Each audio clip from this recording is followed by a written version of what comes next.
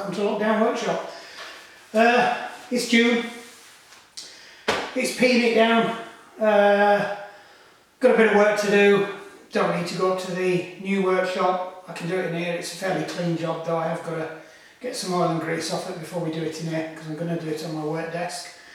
And we'll get to use a toy which I tried to review a few weeks ago, fixing somebody's wheel that they said was buckled.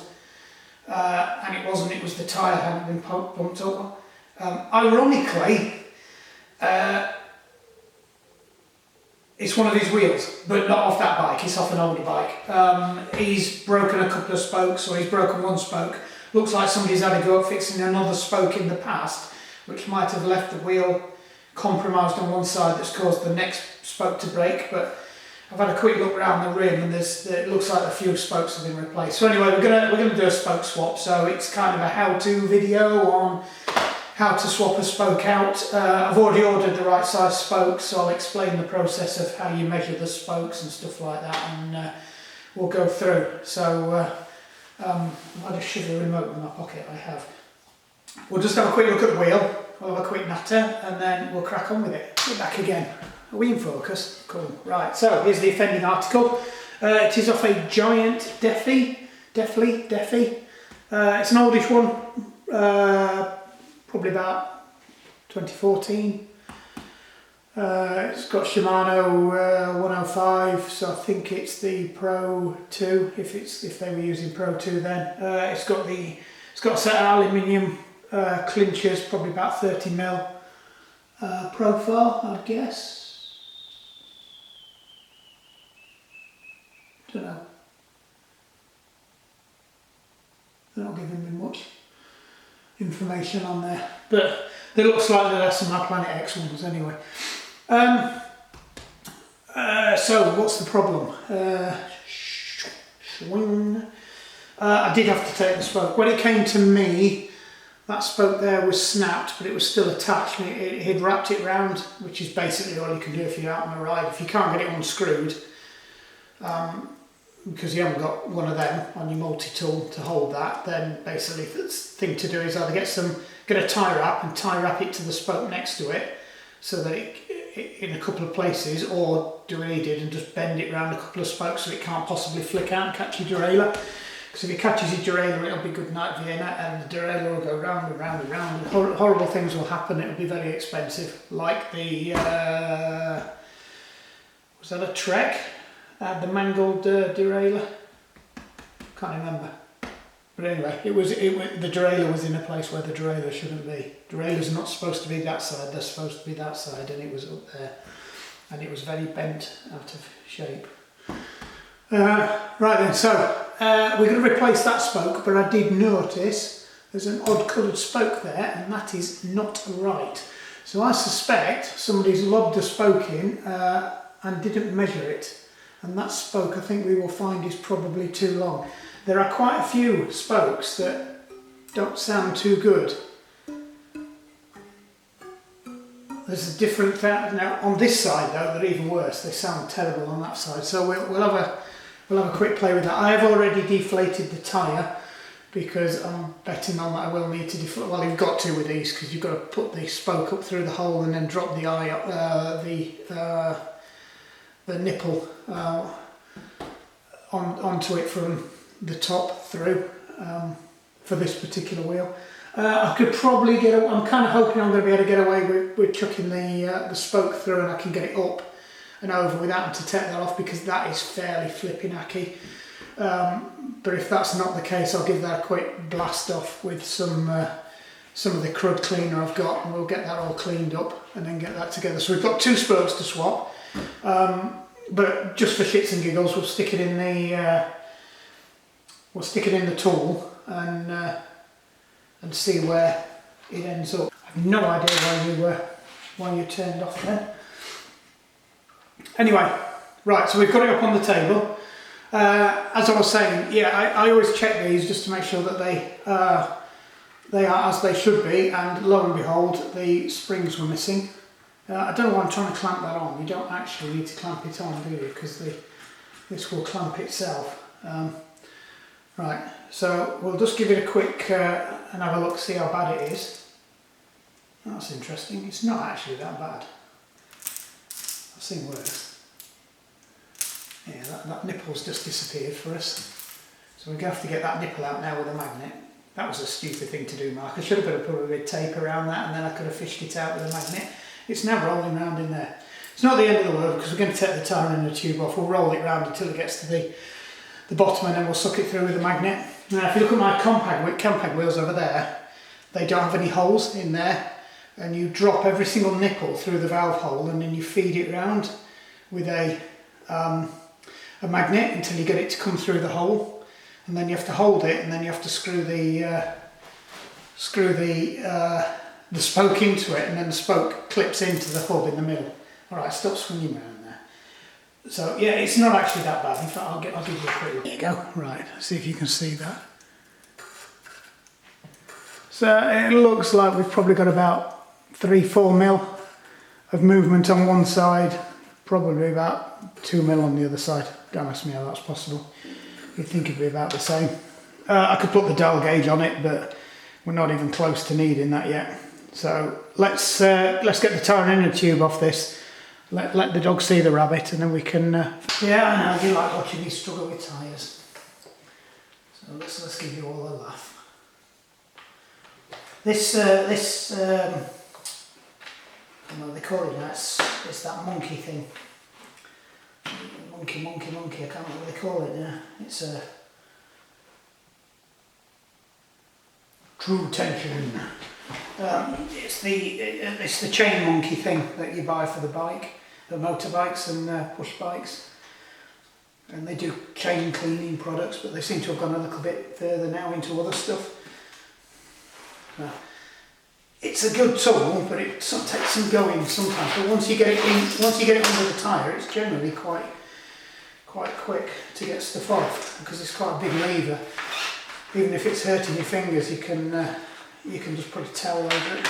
It's got a nice hook in there that catches the hook on the rim. So now we're through that bit. This bit should come off fairly easily. You get what's the valve thing? It's a cordless valve, this, interestingly. I don't know why that's on. It doesn't need it on this one, because it's not tubeless. I don't think I'll put it in, because I did have a load of these, very similar to this one as well. I don't think I've ever had this wheel. I've had the bike in. This is that bike that had the problem with the derailleur that we fixed, the Deathly. Where the crank fell off. So if you go and look back at the videos, this is the one where the crank fell off. Let's try and be a little bit more tidy and professional. I'm wasting my time really. Right, now you've seen it, I'm waiting myself again. Right, so we've got it set up here now. Set up here.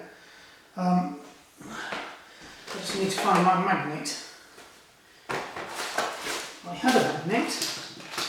It was stuck to something, but I can't remember where it is now. I suspect it's in here. This could be one of those videos where you spend most of your time staring at the back of my head. I know there's one stuck to others. There's some money there, I forgot about that. I usually stick them to the metal on the tray so I know where to find them. Worst case scenario, I'll have to use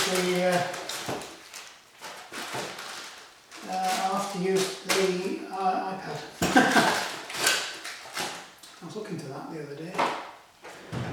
What year is it?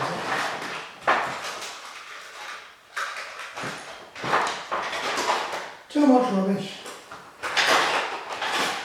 If you never stick to something, I will never find it. Right, let's get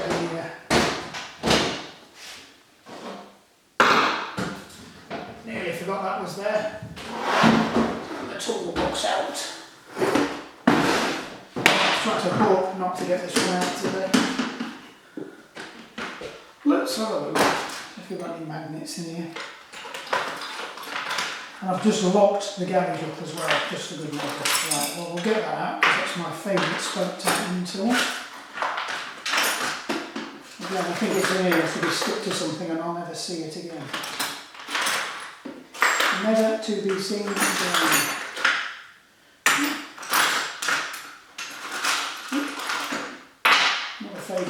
tightening tool.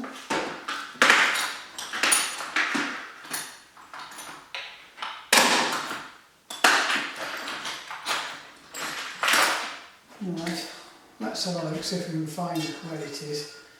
Let's get them out of the way.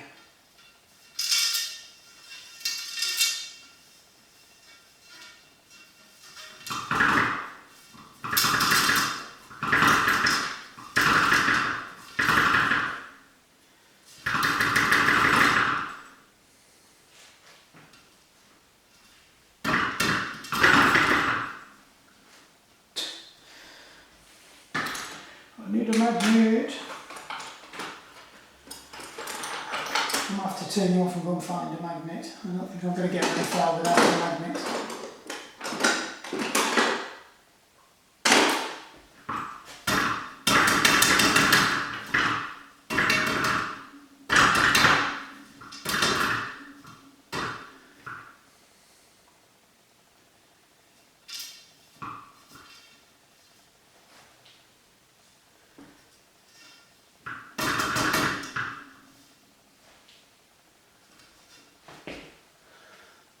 I suppose I could take the tape off. I suspect it's dropping into the tape hole.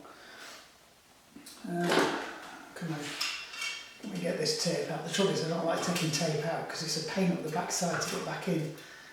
I do have some spare, so if I do break it, it's not the end of the world. Because that's the other thing as well, if it's been on here a long time, which it has, it might not have much flexibility left in it. Right, that's okay, so we've got that.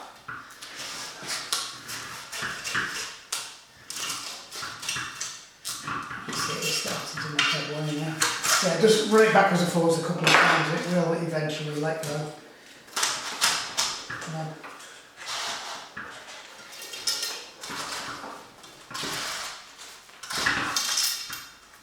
Hopefully it will drop out, as all the other crap that's in the wing is already dropping out. So if you remember that bike we had the other day which was making a rate on rail, this is what we could have really done for that, and click the valve stem out and emptied it all out the valve. But the good thing about this is because it's not a tubeless tyre, I've just got to work out where it is now. Well, unless it has dropped out already and I've not realised. Can't see it.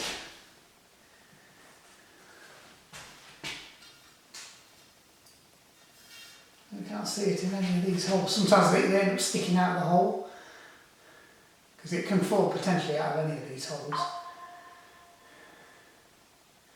Yeah. That's the dodgy one.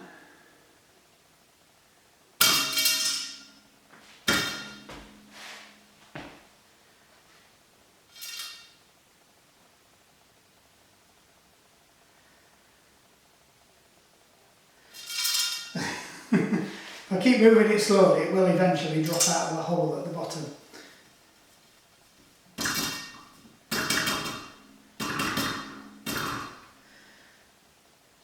Because it will slide round and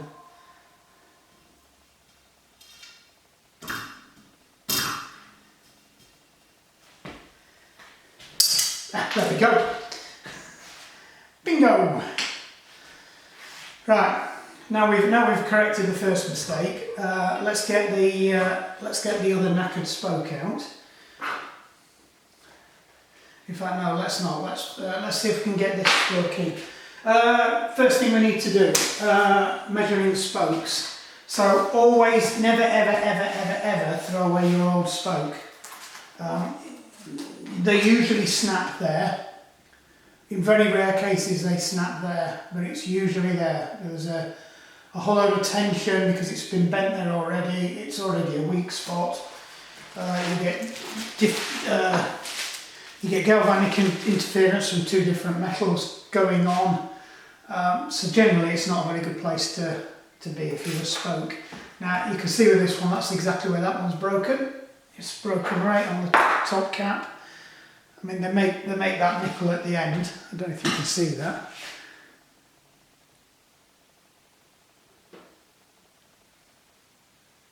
They make that nipple at the end by pressing it. Right, so that in itself stresses the metal. So how do you measure them? I've got a ruler. I have sort of. So the way you do it, it's from the centre of that hole. If you imagine that hole there, it's from the centre of that to the tip of the screw. Right, so this, well, that's what I'm assuming it was, because that's how I've always measured them, but some of this stuff comes from Chinesium land, so you can't always guarantee that. So we're going to move it up 10, because this thing doesn't measure very well. So I'm on the centre, and this was, I think it was 273 or 4, and that's exactly what it's looking like. 273. 273. So that's bang on, exactly what I ordered. So it is exactly from there. Now I've heard some people say you measure it to the bottom of the thread. That's a load of garbage. It's to the top, right? Because some of them have longer cut threads, and it's actually the length that's more of an issue. So I'd already measured this. I kept the spoke. I measured it. I took into account for the piece that snapped off, but it got the loop at the end anyway, so that wasn't fine. So I've ordered exactly. If it's somewhere between 1.85 millimetres and 2 millimetres, it is a 14 gauge spoke. So interestingly, the spokes that were on here, the one that snapped, measured 1.85 millimetres on a micrometer, and these were supposed to be 2 millimetres because these are 14 gauge, which is bang on 2 millimetres. But when I measured them, these are 1.85 as well, so I'm not entirely sure what's going on with that, because I have had some that are that. So with this one, we've got to see whether we're going to be lucky, and whether or not we can feed it in, get it past those spokes there, and get it up and in. It doesn't look like we're going to be lucky, in which case I've got to take the oily greasy thing off. So, no, we're not going to be lucky. No, we're pretty much out there. Right, so I can get it past the spoke to get it up and into there, but I can't get it past that. So what I need to do now is I need to clean that and take that off. You've seen me do that millions of times, so I'll go and do that. Boom, back. Right, that's off. Absolutely flipping hacky. But the old magic sauce stuff did the trick. Now, I did notice I was going to have probably a bit of an issue doing this. Because I've got to get it. Oh no, we've done it. It was looking like it was going to be a bit of a challenge getting it through there. So what we've got to do now is just get that into that hole. And it should just sit nicely if we've got the length right. See, if it was another 2 millimetres, it would have gone into the hole, but that doesn't matter because we're going to have more than enough. Now, there's two schools of thought with what I'm about to do here, as to whether or not you should reuse the nipple. Now, the nipples that are all nice and the same. I can guarantee if I pull one of the nipples out of here that I've got, it's going to be a different size and it's going to look a bugger. Because that's just the way it is. It's like that because that's the way it is. Let's have a look. Yeah, they are smaller. Don't know, I don't know what your thoughts are. They're stainless steel, so they should be okay. There's not any signs of corrosion. What I will do though is when I find the spoke, I will just check that it is the same thread, because it should be. It's a fairly standard thread, but that doesn't mean anything in a world of many, many, many, many standards. So what we'll do is we'll get this one in first, get this one tensioned up, and then see where that leaves us. So we need to. This is where it gets slightly harder if you haven't got. So you can cheat with this. I'll tell you how we do it now. So get another spoke, thread it into the back of it, top tip from Toller. Right, thread your spoke into the back, couple of threads, that's all it needs, nothing more. Find the spoke you want to feed, shove it through, and then you can start actually winding it on with your fingers on this side. Don't try and wind it on with the spoke, because if you do, you'll end up winding the spoke further in. You don't want to do that. Once you felt the thread bite, all you're going to do is just hold on to the spoke, and that spoke will then come out. Completely forgot about that. I was going to do something with blue tack and I completely forgot about that. That's how I used to lace wheels. And I used to build wheels completely. So I'm just going to take this up until I start to feel a bit of tension. And I'm going to go by ear and feel. So use the guitar tuning method. You can actually tune these using the guitar tuner if you've got one that gives you the frequency instead of the note.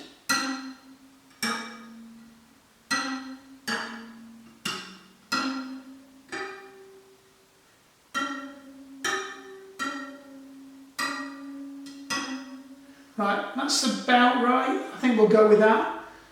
It's the right length spoke, it's got plenty of threads, so there's a good centimetre of threads engaged there.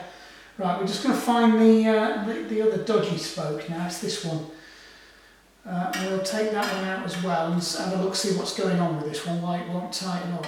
Because I suspect, well, it might be, it does look thicker though, it doesn't look the same. I think we'll get that one out and replace it. We'll take that one out. It's silver anyway, so it doesn't match. So what you do, the same again, roll it off.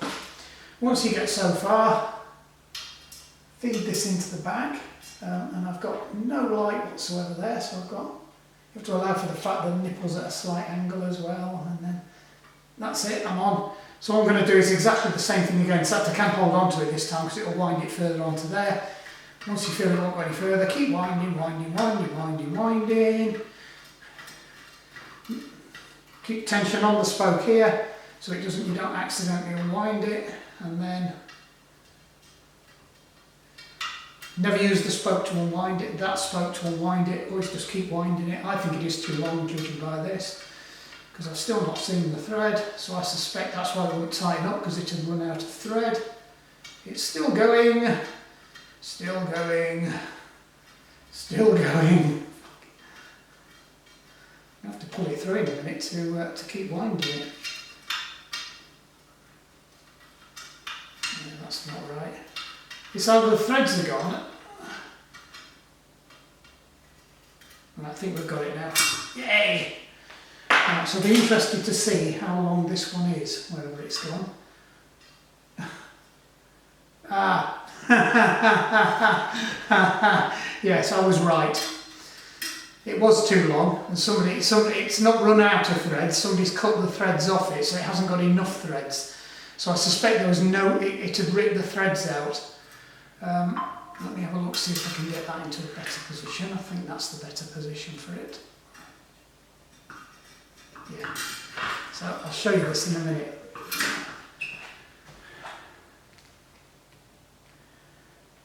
Yeah, the threads have been... so those threads there aren't real threads. Somebody's tried to use the thing, but it's not the right length, and the threads are mullered. Yeah. So if I lengthwise, they cut it to the right length. What they've tried to do is use the nipple. Can you see that? The nipple to cut the thread. See if I can get it onto super zoom.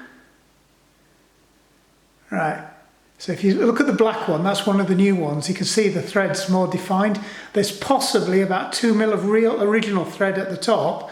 The rest of the threads down to there, which you can't see now because my finger's not there. But if the threads on this one, they are about 1 centimetre long. The threads go down about 1 centimetre on the other one, but they are threads that have been cut by the nipple. So I don't think we're going to be able to reuse this nipple. I think this one is mullered.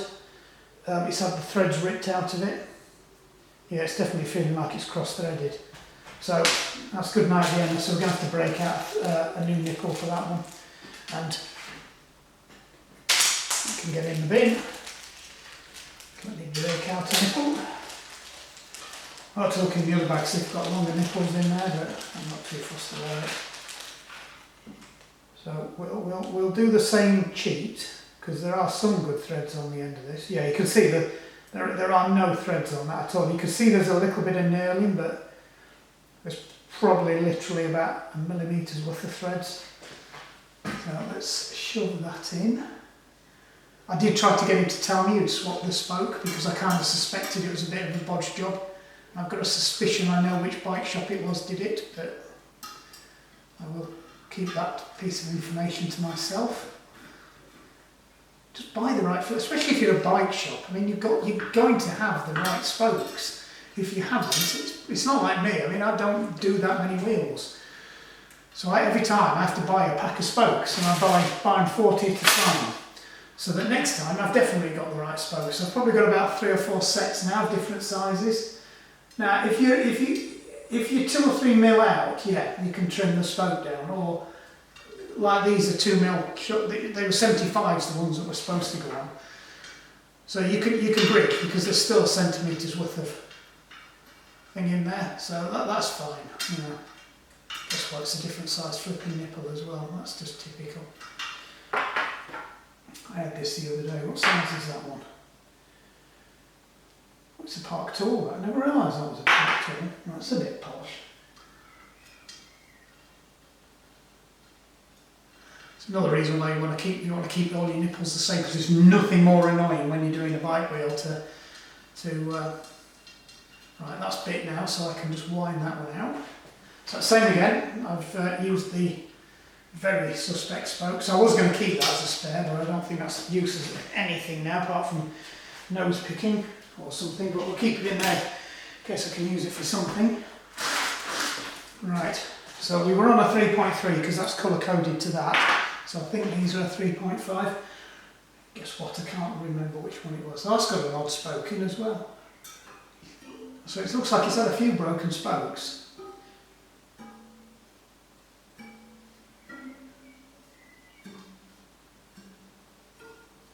That one.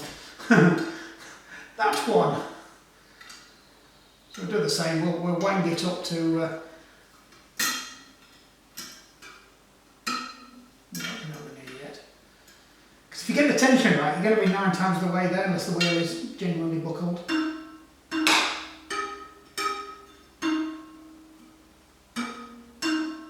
Right. So let's see where we are.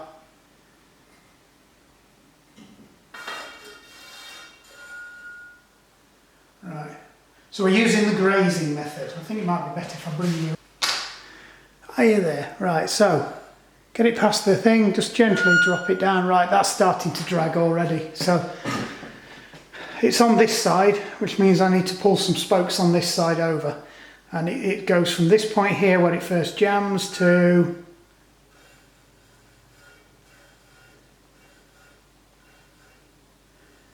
about this point here. So these 2 spokes here need to come across. Now listen for the ring.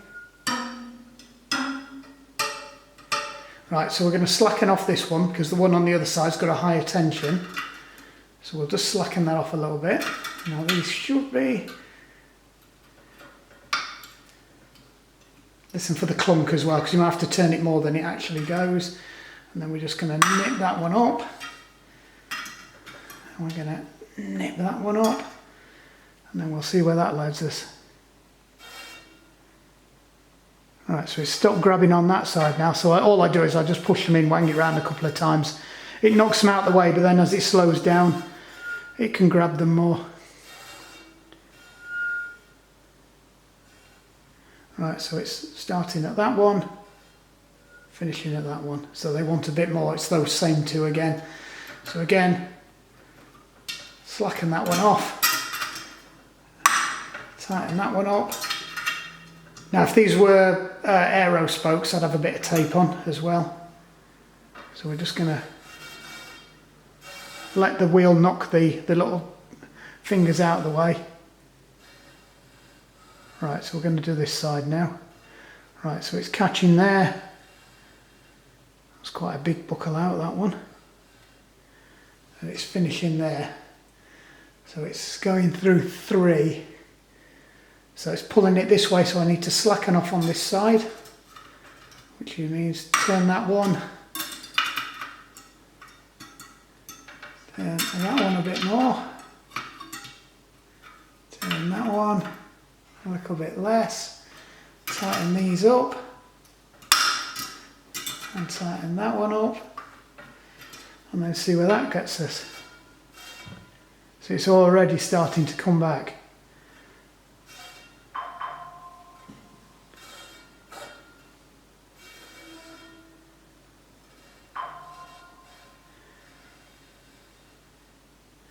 Right, it's the same again, just wants a little bit, probably a little bit off this one. Tiniest, and probably a bit more on this one, we'll not do the extremes. So that one can go that way. So we're tightening up the spokes on this side to pull the rim over, we're releasing the spoke on that side.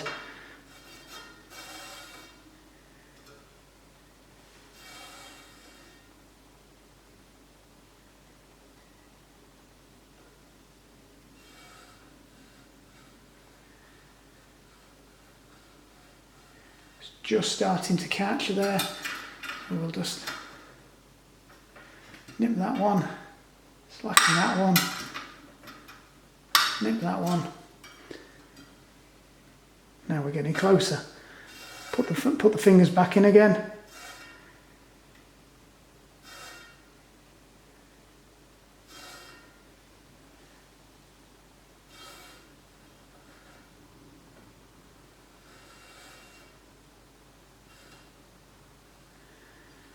Right, so we're just going to slacken off this one a tidge. Slacken that one on a tidge. Slacken that one off a tidge. Slacken this one, put this one on a tidge. Slacken that one off a tidge. And then we'll see where we get with that. I start to hear it more the way round now. So look what it looks like from back here.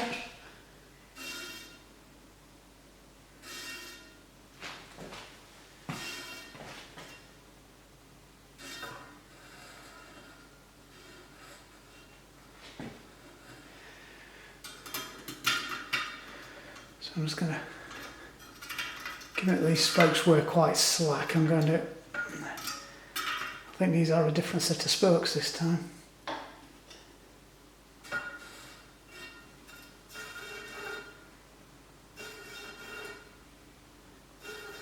It's got a little bit of egginess that way, but it's an old wheel. We're not going to, it's pointless me going after chasing that in.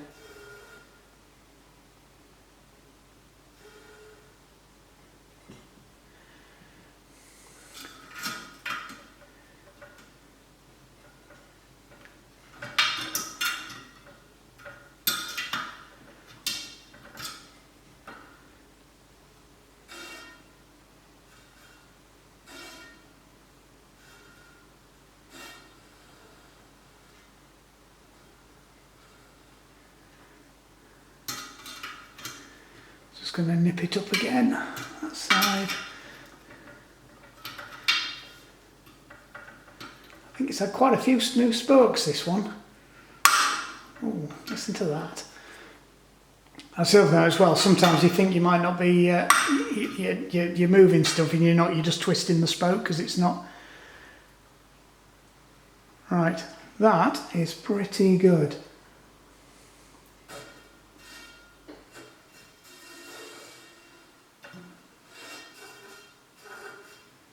Right, now it's time to get this on. So we'll just fold this out of the way. Get the dial gauge in. See if we can actually get it centered right. The idea, you want it so it's on an axis so it is measuring exact.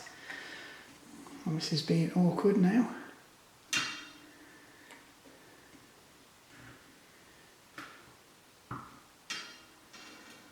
Well, that's going to have to do, I can't get it any closer than that.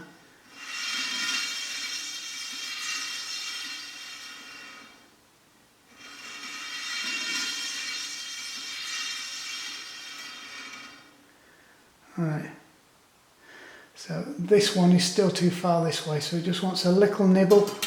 This side, the increments are going to get smaller now, the dial gauge is very, very accurate.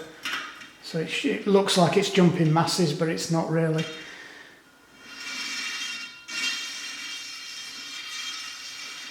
We need to, let me just get it in a bit further because it's bottoming out. So we'll call that 0. I can 0 it. Yeah, it helps if you don't.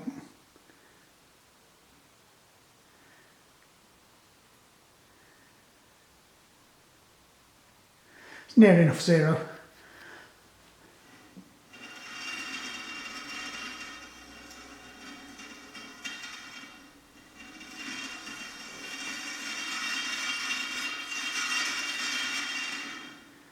So it's running away.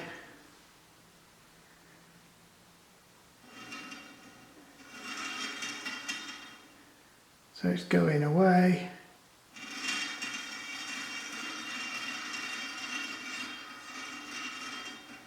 There's one bit where it goes quite a long way.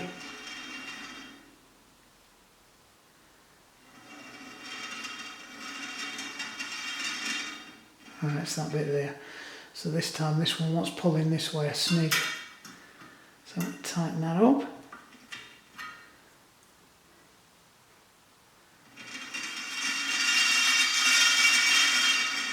So it looks like we're getting about 0.2 of a millimetre variance.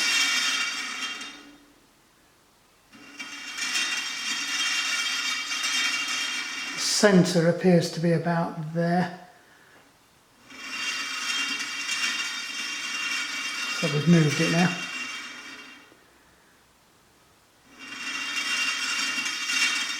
Yeah. So we've got 0.1 of a millimetre either side. I will take that. Let's just have a look what it looks like on the fingers again. Bring the fingers all the way up.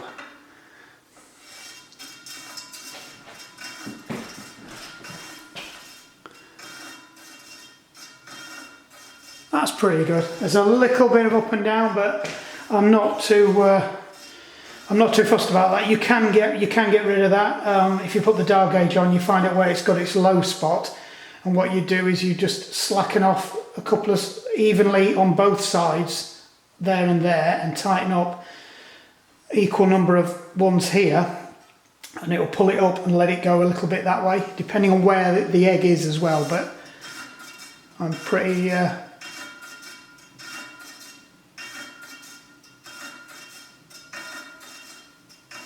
happy with that. So let's get the tyre on and call that a wrap. So that's how you do it, basically.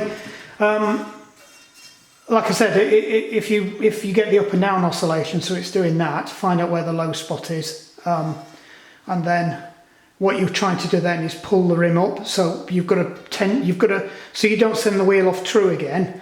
You've got to pull the same number of spokes. So it would be a quarter of a turn. This is how you would do it: quarter of a turn on that one, quarter of a turn on that one, half a turn on that one, and the combined effect of that will have the same amount of pressure on it. Tension wise, don't assume that pulling it that way. When you tighten the threads, what you're trying to do is stretch the spokes. Don't think of it as moving that. So it's putting a quarter of a turn's worth of tension on two spokes to half a turn's worth of stretch on that spoke, and the net effect is they're about the same. It's Hooke's law. Is it Hooke's law? It's the law with the springs anyway. It's a linear progression of stretch and power. And equally, if you need to make room by letting the rim move out, so if you've got an egg where it's pointy there, if you want to push that up, if all the other spokes are too tight, you've got to slacken off a bit to allow the rim to, as you're pressing it up, to kind of move out. It's, if you imagine you squashing something and you squash it there, it bows out at the sides. When you're doing the reverse, you're trying to put it back into true there and push it out of true there, but you don't want to over tension the spokes, but you don't want it to go any further. So you just take a tiny little bit of tension off there and let it. If the whole wheel was out and it was really doing that, what you would do is you would do it, all of the spokes down there would tighten up, all of the spokes up there would loosen up, and you would just sort of shift the centre of the wheel, and that's how you do it. It's fairly straightforward, but if you go a little bit at a time, quarter of a turn, eighth of a turn, or just a little nip like I did, but just be careful. The thing I said about the tape, if you imagine there's a bit of sticky tape, I'll use this post-it note and try not to get muck all over it. If you do that, and that the sticky pads on it, and if you watch what I do when I turn this, you'll see that it will move. Right? Might not actually, because if it's, yeah. So you see, I'm not actually tightening that spoke up at all. What I'm doing is just twisting the spoke. So a lot further, all of a sudden it'll crack. And then you can turn it on, but what you've got to make sure is that you wind it back to where that's back where it should be again. So you've turned back the because otherwise you're preloading with twisting that spoke. Now with flat spokes, it's easier because you can see what's happening with them, because the spokes become deformed. With these you can't. Now what you can do is you can get a pair of pliers with a bit of rubber in between and grip the pliers, grip the spoke, but this is the best way to do it because you see that it's moved.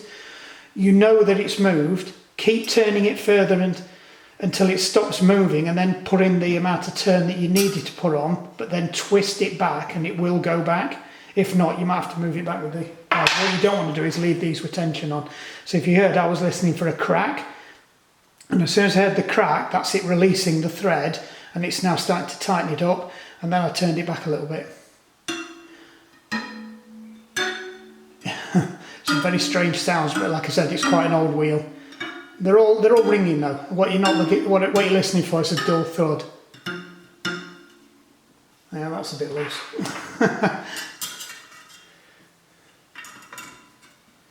Yeah, it's very loose. Let's just check I've not knocked it.